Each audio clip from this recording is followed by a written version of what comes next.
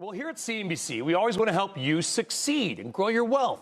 So we've launched a financial education initiative. It's called Invest in You, Ready, Set, Grow, and it's part of our partnership with Acorns, a savings and investing app. And we've got a very special guest for you right now.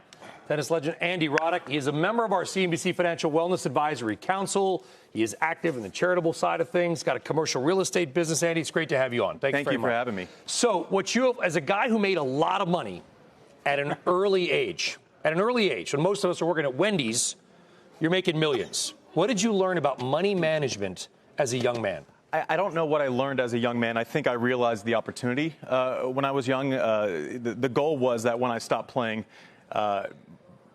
whatever I made on the court would be replaced by whatever I built while I was still playing. And I don't know that a lot of athletes maybe think that way. I think there's just such an opportunity at a young age to get your money to work for you. Were you able to do that? Were you able to replace the career earnings? Well, the year-over-year earnings, yeah, sure. I was lucky. I had great mentors, a business partner of mine, Phil Myers, who kind of taught me the ABCs, and I certainly learned on the way as well. But I was never scared to ask questions. I was never scared to look dumb once. You ask a dumb question and you get your answer and you don't look dumb again. So I was always pretty curious and wasn't scared to figure something out. Listen, as a TV host, there's nothing wrong with being dumb all the time.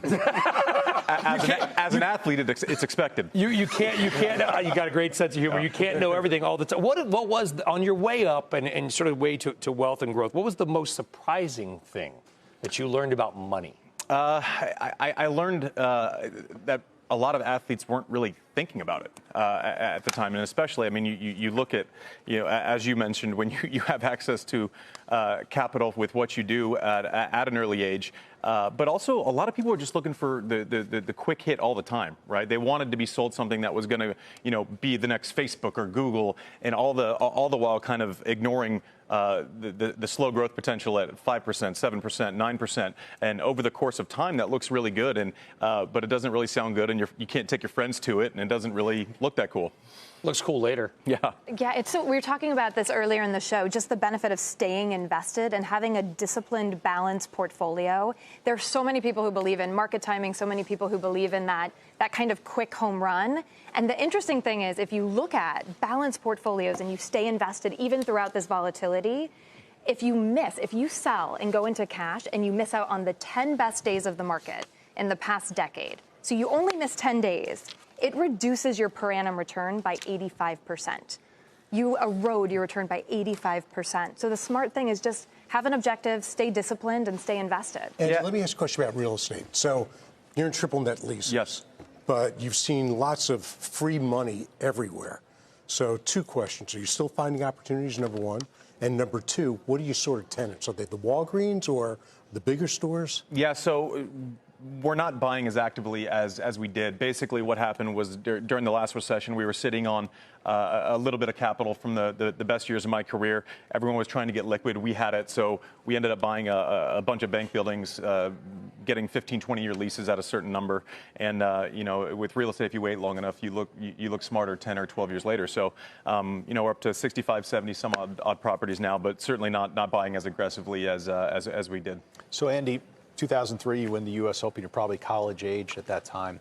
You begin to invest. What would you tell the younger generation right now that doesn't really trust traditional asset classes and really is desirous of garnering wealth in these non-traditional asset classes? Well, even if you're intimidated by, words like volatility and you think, the world's going mad and everything else, I would say be disciplined with what you put away monthly. That shouldn't change regardless of what you think is the best avenue to grow money. A lot of times, I'll talk to friends, well, I only have so much, so what's the point in investing? I don't have, what you might have had at 1920. I go, start it, because then 10, 12 years later, you're going to be happy you did.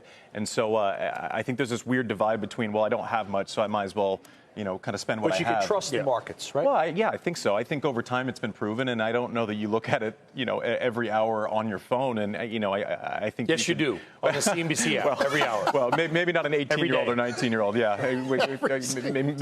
Maybe if you're around it every day, but I'm talking about me and all my dummy friends. So I think kind of just having a disciplined plan and not being set into a state of panic at the first sign of things not going your way. Outside of that, doing great work. It's been proven that the gap in education, we're going to switch gears here to a second. The gap in education really occurs in the summer.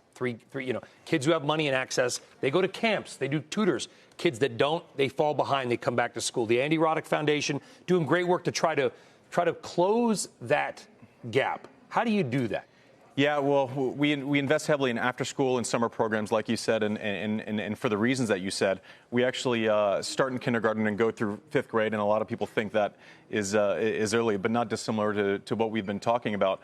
GL capacity in the state of Texas is predicted on 3rd grade reading levels. And so anything past that, I felt like we didn't start early enough. The public education system, say what you want about it, I don't know that it can be done alone. I think people that should help and should help supplement it. And another thing that used to drive me crazy and why we kind of went down this road, you look at the skyline of Manhattan or basically anything the way it is now versus 100 years ago, and it looks completely different. The way a schoolroom is set up looks the exact same. It's kids sitting at a desk, looking forward, going on a chart, looking at the ABCs, this, that, and the other. So we do focus on financial literacy. We do focus on tech literacy. The world is changing, so I think kind of what kids are learning should probably adjust also. Very important stuff. And I should say, November 17th, Austin, Texas. You got SEAL performing. It's the Andy Roddick Foundation annual gala. Yeah. Still tickets. I mean, we could all go on John's jet. That's we right. could. That's right. Should we do that? It depends. Yeah, Look at that. 4-time Grammy winner, SEAL, November 17th, doing great work. 5 o'clock in the evening, Andy Roddick. Thank you for joining us. Thank you very much. Thank you, Andy. All right, we should note that NBC Universal and Comcast Ventures are investors in Acorn.